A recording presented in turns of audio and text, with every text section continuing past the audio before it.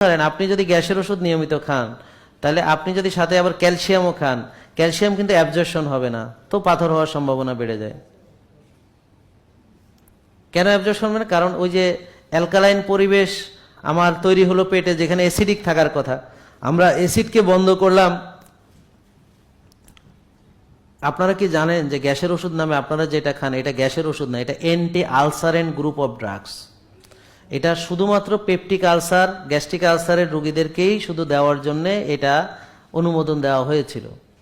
এখন আপনারা মুড়ি মুড়কির মতো খাইতেছেন, এবং বাংলাদেশে সবচেয়ে বেশি বিক্রি হয় হচ্ছে এই গ্রুপের ড্রাগসগুলা, এই ওষুধগুলা, গ্যাসের ওষুধের নামে আপনারা যেটা মুড়ি মুড়কির মতো খাচ্ছেন, এটা হচ্ছে সবচেয়ে রেকর্ড করছে বাংলাদেশ। কিছুদিন পর বোধহয় গিনিস বুকে নাম লেখাবে যে এত গ্যাসের ওষুধ পৃথিবীর আর কোথাও বিক্রি হয় কিনা।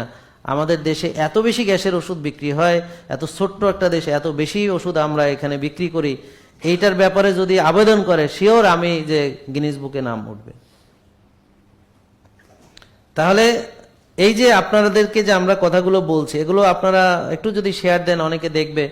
আপনারা একমত কিনা প্রিয় দর্শক যারা অনলাইনে দেখছেন, তাদের কমেন্টগুলো আমরা যদি দেখি যে আপনারা কি এই ব্যাপারে একমত, আমি যে কথাগুলো বলছি, যে আপনারা কি বুঝতে পারছেন আমার কথাগুলো? আলহামদুলিল্লাহ, জি।